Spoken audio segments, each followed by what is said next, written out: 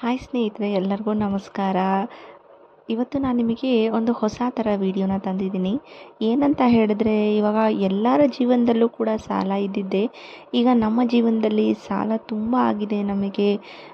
ನಮಗೆ ಇನ್ಕಮ್ ಏನು ಬರ್ತಿದೆ ಅದಕ್ಕಿಂತ ಹೆಚ್ಚು ಸಾಲ ಮಾಡಿದ್ದೀವಿ, ನಮಗೇನು ಉಳಿತಾ ಇಲ್ಲ, ಆ ಥರ ತುಂಬ ಜನ ಹೇಳ್ತಾರೆ.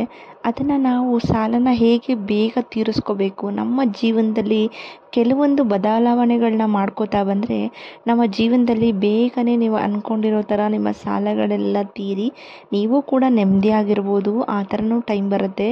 ಅದಕ್ಕೆ ಬೇರೆ ಏನೂ ಬೇಕಾಗಿಲ್ಲ, ಅವಶ್ಯಕತೆ ಇಲ್ಲ ಜಾಸ್ತಿ.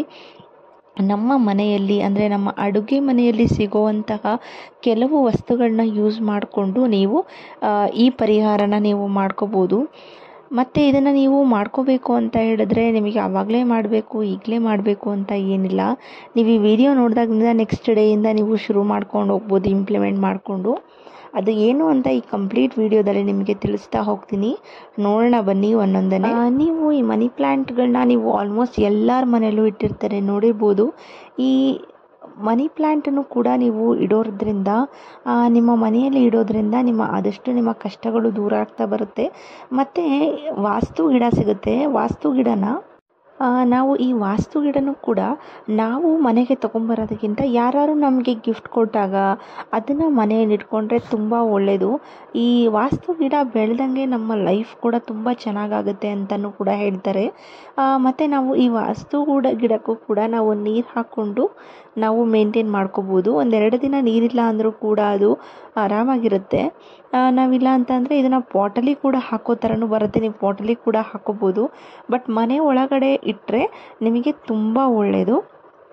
ಮನೆ ಒಳಗಡೆ ಇಟ್ಟು ಅದು ಒಣಗ್ದಂಗೆ ನೋಡ್ಕೋಬೇಕು. ಒಣಗಿದ್ರೂ ಕೂಡ ಒಣಗಿದ ತಕ್ಷಣ ಆ ಎಲೆ ಏನೇನು ಒಣಗಿರುತ್ತೆ ಅದನ್ನೆಲ್ಲ ತೆಗ್ದು ಹಾಕಿ ಆವಾಗವಾಗ ಕ್ಲೀನ್ ಮಾಡ್ಕೋತಾ ಇರಬೇಕು. ಆಮೇಲೆ ಆದಷ್ಟು ಅದನ್ನು ಚೆನ್ನಾಗಿ ವಾರಕ್ಕೊಂದ್ಸತಿನಾದರೂ ಬಿಸಿಲಲ್ಲಿ ಇಟ್ಟು ಒಳಗಡೆ ಇಟ್ಟಿರ್ತೀರಲ್ಲ ಅದನ್ನು ಹೊರಗಡೆನೇ ತಂದು ಇಟ್ಟು ಒಂದು ವಾರಕ್ಕೊಂದ್ಸತಿ ಚೆನ್ನಾಗಿ ಬಿಸಿಲು ಬೀಳೋ ಥರ ಇಟ್ಟು ಒಂದಿನ ಎಲ್ಲ ಬಿಟ್ಟು ನೀವು ಅದನ್ನು ನೆಕ್ಸ್ಟ್ ಸಂಜೆ ಅಷ್ಟೊತ್ತಿಗೆ ತೊಗೊಂಡೋಗಿ ಒಳಗಡೆ ಇಟ್ಟು ನೀವು ಮಾಡ್ಬೋದು. ತುಂಬ ಚೆನ್ನಾಗಿ ಬರುತ್ತೆ, ತುಂಬ ಚೆನ್ನಾಗಿ ಗ್ರೋ ಆಗುತ್ತೆ ಕೂಡ. ಆ ಥರ ಮಾಡೋದ್ರಿಂದ ನಿಮಗೆ ಮನೆಯಲ್ಲಿ ಅಭಿವೃದ್ಧಿ ಆಗುತ್ತೆ. ನಿಮ್ಮ ಮನೆಯಲ್ಲಿ ಬಿಸ್ನೆಸ್ ಮಾಡ್ತಾ ಇರ್ಬೋದು, ಇಲ್ಲ ಕೆಲಸಕ್ಕೆ ಹೋಗ್ತಾ ಇರ್ಬೋದು, ಅವ್ರಿಗೂ ಕೂಡ ನಿಮ್ಮ ಬಿಸ್ನೆಸ್ ಇಲ್ಲ ನಿಮ್ಮ ಜಾಬ್ ಕೆರಿಯರಲ್ಲಿ ತುಂಬ ಚೆನ್ನಾಗಿ ಗ್ರೋತ್ ಆಗುತ್ತೆ. ಆ ಪ್ಲ್ಯಾಂಟು ನಿಮ್ಮ ಮನೆಯಲ್ಲಿ ಬೆಳೆದಂಗೆ ಅದು ಕೂಡ ತುಂಬ ಚೆನ್ನಾಗಿ ಗ್ರೋತ್ ಆಗುತ್ತೆ.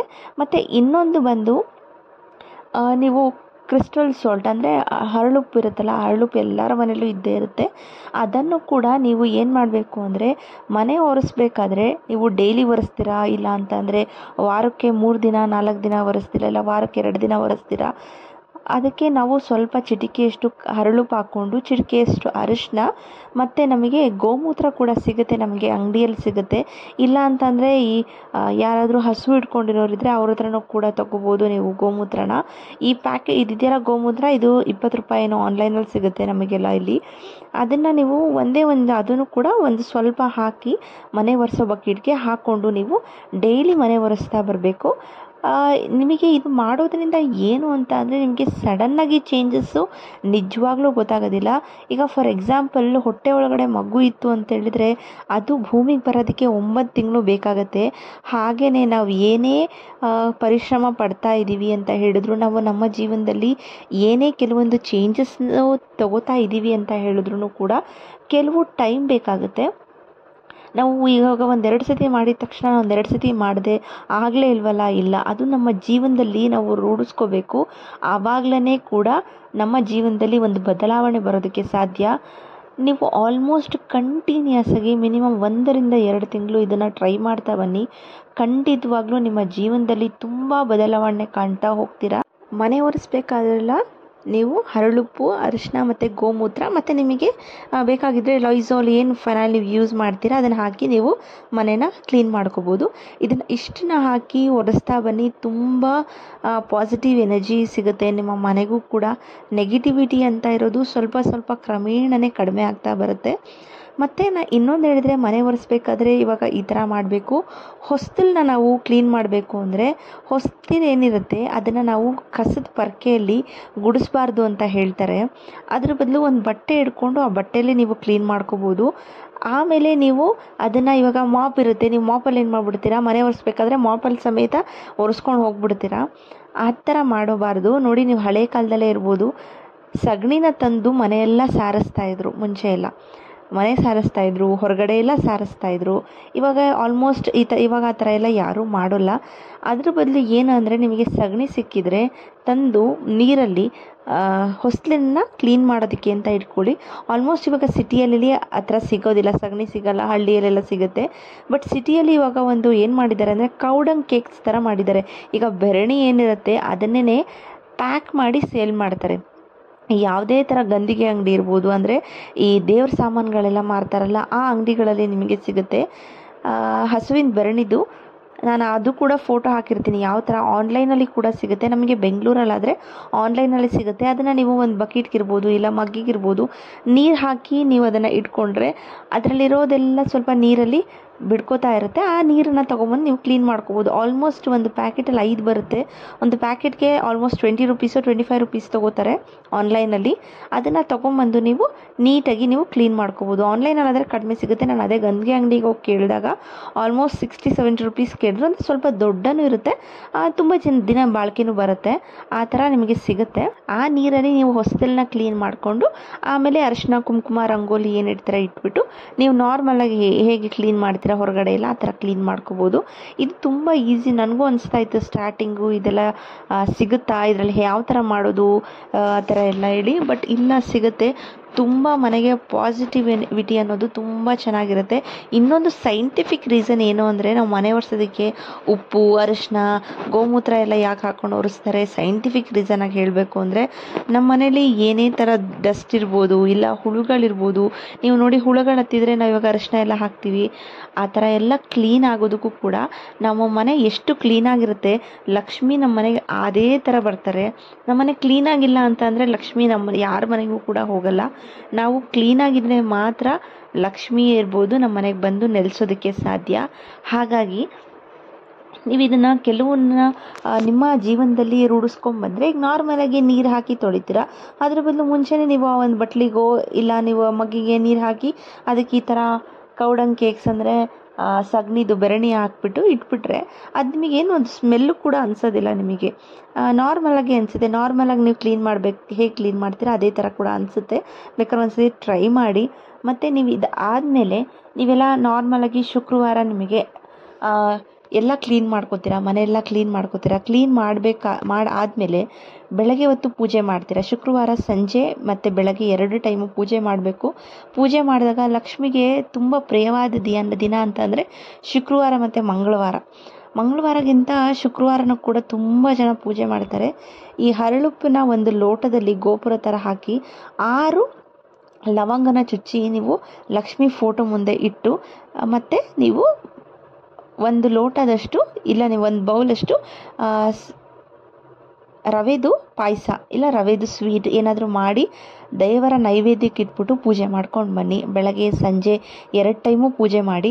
ಪೂಜೆ ಮಾಡಾದಮೇಲೆ ಇದನ್ನು ಅವತ್ತಿನ ದಿನ ಎಲ್ಲ ಹಾಗೆ ಬಿಟ್ಬಿಡಿ. ಮಾರನೇ ದಿನ ನೀವೇನು ಮಾಡಬೇಕಾಗತ್ತೆ, ಆ ಉಪ್ಪನ್ನ ಒಂದು ಲೋಟದ ನೀರಿಗೆ ಹಾಕಿ ಮಿಕ್ಸ್ ಮಾಡಿ ಕದರ್ಬಿಟ್ಟು ನೀವು ಸಿಂಕಲ್ಲಿ ಹಾಕಿ ಚೆಲ್ಬೋದು. ಇಲ್ಲ ಅಂತ ಅಂದರೆ ನೀವು ಎಲ್ಲಿ ಯಾರು ಓಡಾಡದಿರೋ ಜಾಗ, ಗಿಡಗಳ ಬುಡ ಇರ್ಬೋದು, ಇಲ್ಲ ಅಂತ ಅಂದರೆ ಮರ ಏನಾದರೂ ಇದ್ದರೆ ಅದ್ರ ಕೆಳಗಡೆ ಕೂಡ ಹಾಕ್ಬೋದು. ಅದು ಮತ್ತು ಲವಂಗನ ಮಾತ್ರ ಸಿಂಕಲ್ಲೆಲ್ಲ ಹಾಕ್ಬಿಡಿ, ಗಿಡಗಳ ಕೆಳಗಡೆ ಹಾಕ್ಬಿಡಿ. ಅದನ್ನು ಹಾಕ್ಬಿಟ್ಟು ಅದನ್ನು ಕ್ಲೀನ್ ಮಾಡಿಬಿಡಿ. ಅದೇ ಥರ ನೀವು ವಾರ ಮಾಡ್ಕೊಂಬನ್ನಿ. ಒಂದು ಕೆಲವು ವಾರಗಳು ಆಗ್ತಾ ಇದ್ದಂಗೆ ನಿಮ್ಮ ಸಾಲ ಕೂಡ ಕ್ರಮೇಣವಾಗಿ ಕಡಿಮೆ ಆಗ್ತಾ ಬರುತ್ತೆ. ಇದನ್ನು ಒಂದೇ ಸತಿ ಎಲ್ಲನೂ ಕೂಡ ಮಾಡಬೇಕು ಅಂತ ಹೇಳಲ್ಲ. ಈಗ ಸ್ಟಾರ್ಟಿಂಗ್ ಮಾಡಬೇಕಾದ್ರೂ ಕೂಡ ನಮಗೆ ಗೊತ್ತಾಗೋದಿಲ್ಲ ಯಾವ ಥರ ಮಾಡಬೇಕು, ಹೇಗೆ ಮಾಡಬೇಕು, ಮತ್ತು ಕೆಲವೊಂದು ಸತಿ ಮಾಡೋದಕ್ಕೂ ಆಗೋದಿಲ್ಲ. ಒಂದೊಂದೇನ ರೂಢಿ ಮಾಡ್ಕೊಂಬನ್ನಿ ಲೈಫಲ್ಲಿ. ಖಂಡಿತವಾಗ್ಲೂ ನಿಮಗೆ ಚೇಂಜಸ್ ಆಗೇ ಆಗುತ್ತೆ. ಕೆಲವರಿಗೆ 1 ತಿಂಗಳು ಇಡ್ಬೋದು, ಕೆಲವರಿಗೆ 2 ತಿಂಗಳು, ಕೆಲವರಿಗೆ ಒಂದು 2 ವಾರದಲ್ಲೇ ನಿಮಗೆ ರಿಸಲ್ಟ್ ಕಾಣಿಸ್ಬೋದು. ಕೆಲವ್ರಿಗೆ ಒಂದು 5 ತಿಂಗಳು 6 ತಿಂಗಳು ಈ ಥರನೂ ರಿಸಲ್ಟ್ ಕಾಣ್ತಾ ಹೋಗುತ್ತೆ. ಹಾಗಾಗಿ ನಮ್ಮ ಜೀವನದಲ್ಲಿ ಇದು ಒಂದು ರೂಢಿ ಥರ ಮಾಡ್ಕೊಳ್ತಾ ಬನ್ನಿ ಅಷ್ಟೇ. ನೀವು ಮಾಪ್ ಮಾಡೋದಿರ್ಬೋದು, ಹೊಸಲು ಕ್ಲೀನ್ ಮಾಡೋದು ನಾರ್ಮಲಾಗಿ ಮಾಡ್ತೀವಿ. ಇದನ್ನು ಒಂದು ಎಕ್ಸ್ಟ್ರಾ ಮಾಡ್ಕೊಳ್ಳಿ. ಏನು ಎಕ್ಸ್ಟ್ರಾ ನೀವು ಎಲ್ಲಿದ್ರೂ ತಂದು ಮಾಡೋ ಅಂಥದ್ದೇನಿಲ್ಲ, ಎಲ್ಲ ನಿಮ್ಮ ಮನೆಯಲ್ಲಿ ಸಿಗೋ ಅಂಥದ್ದನ್ನೇ ತಂದ್ಬಿಟ್ಟು ನೀವು ಮಾಡ್ಕೊಳ್ಳೋ ಅಂಥದ್ದು ತುಂಬ ನಿಮ್ಮ ಲೈಫಲ್ಲಿ ಬದಲಾವಣೆ ಕಾಣ್ತಾ ಹೋಗುತ್ತೆ. ತುಂಬ ಚೇಂಜಸ್ ಆಗ್ತಾ ಹೋಗುತ್ತೆ. ಇದನ್ನು ಮಾಡ್ಕೊಳ್ಳಿ. ಖಂಡಿತವಾಗ್ಲೂ ಸ್ವಲ್ಪ ದಿನ ಆದಮೇಲೆ ನೀವೇ ಕಮೆಂಟ್ ಮಾಡಿ ಹೇಳ್ತೀರಾ ನನ್ನ ಜೀವನದಲ್ಲೂ ಕೂಡ ಬದಲಾವಣೆ ಆಗಿದೆ ಅಂತ ಹೇಳಿ. ಯಾಕೆಂದರೆ ನನ್ನ ಜೀವನದಲ್ಲೂ ಕೂಡ ನಾನು ಇದನ್ನೆಲ್ಲ ರೂಢಿಸ್ಕೊಂಡ್ಮೇಲೆ ನನ್ನ ಜೀವನದಲ್ಲಿ ತುಂಬ ಸಾಕಷ್ಟು ಬದಲಾವಣೆಗಳಾಗಿದ್ದಾವೆ. ನಮ್ಮ ಜೀವನದಲ್ಲಿ ಹೇಗೋ ಇದ್ದಿದ್ದು ಹೇಗೋ ಚೇಂಜಸ್ ಆಗೋಗ್ಬಿಟ್ಟಿದೆ ನನ್ನ ಲೈಫಲ್ಲಿ. ನಾವು ತುಂಬ ಖುಷಿಯಾಗಿದ್ದೀವಿ. ನಮಗೆ ಕೋಟಿಗಟ್ಟಲೆ ಬೇಕು, ನಮಗೆ ದುಡ್ಡು ಬೇಕು ಆ ಥರ ಇಂಟೆನ್ಷನ್ಗಿಂತ ನಾವು ನೆಮ್ಮದಿಯಾಗಿ ನಮ್ಮ ಜೀವನದಲ್ಲಿ ನಾವು ನಮ್ಮ ಅಪ್ಪ ಅಮ್ಮ, ಅತ್ತೆ ಮಾವ, ನಾದಿನಿ, ನನ್ನ ತಂಗಿ ಎಲ್ಲರೂ ಕೂಡ ನಮ್ಮ ಇಡೀ ಫ್ಯಾಮ್ಲಿನೇ ಖುಷಿಯಾಗಿರಬೇಕು ಅಂತ ಅಂದ್ಕೊಂಡು ನಾವು ಇದನ್ನು ಮಾಡ್ಕೊಂಬನ್ನಿ. ಖಂಡಿತವಾಗ್ಲೂ ಒಳ್ಳೆಯದಾಗುತ್ತೆ. ದುಡ್ಡಿಗಿಂತ ಮುಖ್ಯ ನಾನು ಹೇಳೋ ಅಂಥದ್ದು ನೆಮ್ಮದಿಯಾಗಿರಬೇಕು, ಖುಷಿಯಾಗಿರಬೇಕು ಜೀವನದಲ್ಲಿ. ಅದು ಬಿಟ್ಬಿಟ್ಟು ಏನೂ ಇಂಪಾರ್ಟೆಂಟ್ ಅಲ್ಲ. ಹೆಲ್ತ್ ಇಂಪಾರ್ಟೆಂಟು, ರಿಲೇಷನ್ಶಿಪ್ ಇಂಪಾರ್ಟೆಂಟ್ ಅಷ್ಟೇ. ದುಡ್ಡು ಕೂಡ ಇಂಪಾರ್ಟೆಂಟೇ, ಎಷ್ಟು ಬೇಕಷ್ಟೇ ಇರಬೇಕಷ್ಟೇ. ಹಾಗಂತ ದುಡ್ಡಿಗೋಸ್ಕರ ನಾವು ಬೇರೆದನ್ನು ಕೂಡ ಕಲ್ತ್ಕೊಳ್ಳೋಕ್ಕಾಗಲ್ಲ. ದುಡ್ಡಿದ್ರೇನೋ ಮತ್ತು ನಾವು ಮನೆಯಲ್ಲಿ ಸಾಲ್ಟ್ ಇಡಬೇಕಾದ್ರೂ ಅಷ್ಟೇ ನಾವು ಇದನ್ನು ಪಿಂಗಾಣಿ ಇದರಲ್ಲಿ, ಇಲ್ಲಾಂದರೆ ಗಾಜಿನ ಬಾಕ್ಸಲ್ಲಿ, ಗಾಜಿನ ಬಾಟಲ್ ಬರುತ್ತೆ ಅದರಲ್ಲಿ ಇಡಬೇಕು. ಪ್ಲಾಸ್ಟಿಕಲ್ಲಿ ಇಡಬಾರ್ದು. ಪ್ಲಾಸ್ಟಿಕಲ್ಲಿ ಯಾಕೆ ಇಡಬಾರ್ದು ಅಂದರೆ ಅದು ನೆಗೆಟಿವ್ನ ಜಾಸ್ತಿ ಅಬ್ಸರ್ವ್ ಮಾಡುತ್ತೆ. ಪ್ಲಾಸ್ಟಿಕ್ ಅಂತಂದರೆ ಅದು ನೆಗೆಟಿವು. ಹಾಗಾಗಿ ನಾವು ಗ್ಲಾಸ್ ಬಾಟಲಲ್ಲಿ ಇಡಬೇಕು. ಇಲ್ಲ ಪಿಂಗಾಣಿದು ಬರುತ್ತೆ ಜಾರು, ಅದರಲ್ಲಿ ಇಡಬಹುದು. ನೀವು ಗ್ಲಾಸ್ ಬಾಟಲಲ್ಲಿ ಪಿಂಗಾಣಿ ಜಾರಲ್ಲಿ ಉಪ್ಪನ್ನ ಇಡಬೇಕಾದ್ರೆ ಕೆಳಗಡೆ ಎರಡೆರಡು ಲವಂಗ ಹಾಕಿಡಿ. ಲವಂಗ ಹಾಕಿಡೋದ್ರಿಂದ ಸಾಲ್ಟಲ್ಲಿರೋ ಏನೇ ನೆಗೆಟಿವಿಟಿನೂ ಕೂಡ ಆ ಲವಂಗ ಬಂದು ಹೀರ್ಕೊಳ್ಳುತ್ತೆ. ಹಾಗಾಗಿ ನಾವು ಅಡುಗೆ ಮಾಡಬೇಕಾದ್ರೆ ಆ ಸಾಲ್ಟನ್ನ ಯೂಸ್ ಮಾಡೋದ್ರಿಂದ ನಾನು ನೆಗೆಟಿವ್ ಆಗಿ ಎಲ್ಲ ಅಡುಗೆಗೂ ಹಾಕ್ತೀವಿ. ಅದ್ರ ಬದಲು ನಾವು ಲವಂಗನ ಹಾಕೋದ್ರಿಂದ ಅದು ಆಲ್ರೆಡಿ ಎಲ್ಲನೂ ಕೂಡ ಹೀರ್ಕೊಂಡಿರೋದ್ರಿಂದ ನಾವು ಮನೇಲೂ ಕೂಡ ಪಾಸಿಟಿವ್ ಆಗಿ, ಪ್ರತಿಯೊಂದಕ್ಕೂ ಪಾಸಿಟಿವ್ ಆಗಿ ಥಿಂಕ್ ಮಾಡಿಕೊಂಡು ಪಾಸಿಟಿವ್ ಆಗೇ ಇರೋಣ. ನಾವು ಪಾಸಿಟಿವ್ ಆಗಿ ಇದ್ರೇ ನಾವು ನಮ್ಮ ಜೀವನದಲ್ಲಿ ಚೆನ್ನಾಗಿರೋಕ್ಕೆ ಸಾಧ್ಯ.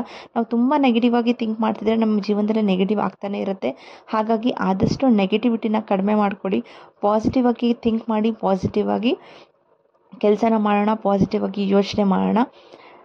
ಈ ವಿಡಿಯೋ ನಿಮಗೆ ಇಷ್ಟ ಆಗಿದೆ ಅಂತ ಅಂದ್ಕೊಂಡಿದ್ದೀನಿ. ಇಷ್ಟ ಆಗಿದರೆ ದಯವಿಟ್ಟು ಕಮೆಂಟ್ಸಲ್ಲಿ ಕಮೆಂಟ್ ಮಾಡಿ.